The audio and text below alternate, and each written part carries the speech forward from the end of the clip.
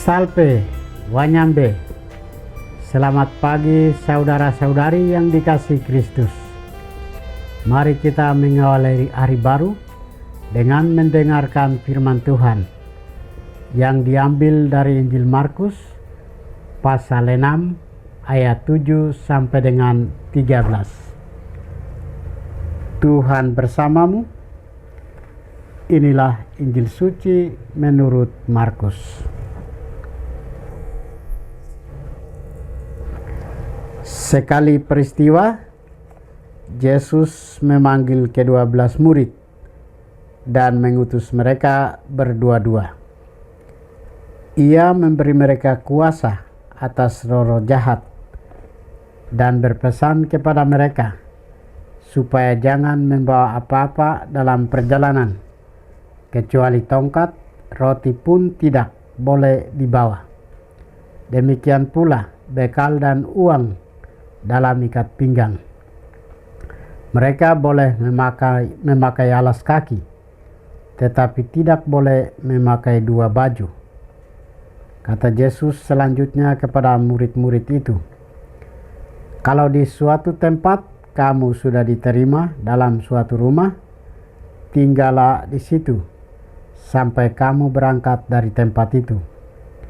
Kalau ada suatu tempat yang tidak mau menerima kamu, dan kalau mereka tidak mau mendengarkan kamu, keluarlah dari situ dan kebaskanlah debu yang ada di kakimu sebagai peringatan bagi mereka." Lalu pergilah mereka memberitakan bahwa orang harus bertobat. Mereka mengusir banyak setan dan mengoles banyak orang sakit dengan minyak dan menyembuhkan mereka. Demikianlah sabda Tuhan.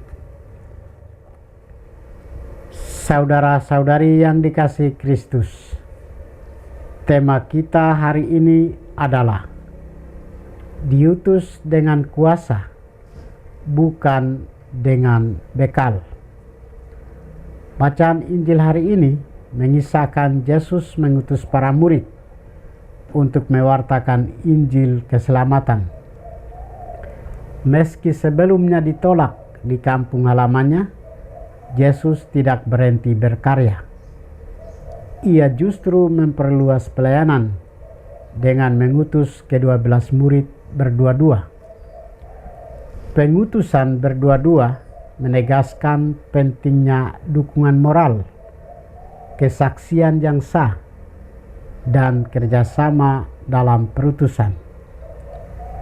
Yesus juga mengajar para murid untuk tinggal bersama orang yang menerima mereka, membangun persaudaraan dan kebersamaan. Yesus memberi perintah yang mengejutkan. Jangan membawa bekal atau uang.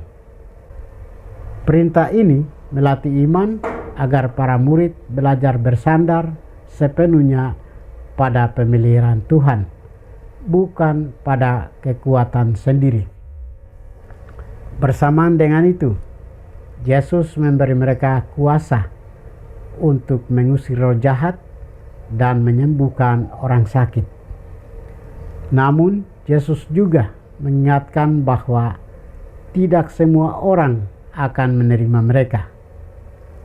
Jika ditolak, para murid diminta mengepaskan debu kaki sebagai tanda dan tetap melanjutkan tugas.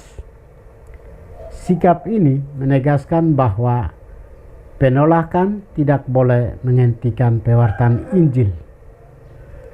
Para murid pun taat menjalankan perutusan itu, dan melalui kuasa Tuhan mereka berhasil mengusir setan-setan dan menyembuhkan banyak orang.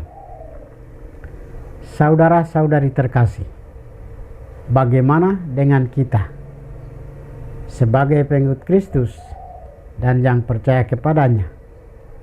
Perlu sadari diri bahwa Tuhan tidak pernah memanggil kita untuk menjadi pahlawan kesepian. Kita dipanggil untuk melayani dalam persekutuan dan saling mendukung satu sama lain. Seringkali kita menunda melayani Tuhan karena merasa belum siap secara finansial atau kemampuan. Namun Tuhan mencari ketaatan kita, bukan sekadar kelengkapan fasilitas kita. Ketika kita melayani atas nama Tuhan, kita tidak berjalan dengan kekuatan sendiri. Ada otoritas surgawi yang menyertai setiap langkah ketaatan kita. Apakah kita menyadari atas kuasa dan penyertaan Tuhan dalam hidup dan karya pelayanan kita? Apakah kita juga siap diutus? Tuhan memberkati kita. Marilah kita berdoa. Tuhan, pagi ini kami kembali naikkan puji dan syukur kepadamu. Terima kasih karena Engkau sudah menjaga kami saat kami tidur maupun bangun. Terima kasih untuk udara sejuk dan segar pagi ini. Kami mohon, bukalah mata hati kami, agar kami mampu memandang kemurahan dan karya-Mu. Rahmatilah kami dengan kuasa Roh-Mu, agar kami mampu untuk bertobat dan memuji serta memuliakan-Mu melalui pekerjaan dan pelayanan kami hari ini. Kristus terang dunia, berkatilah keluarga kami, jadikanlah kami alat kasih-Mu, dan pantaskanlah kami menjadi hamba-Mu yang setia. Demi Kristus Tuhan dan pengantara kami. Tuhan bersamamu.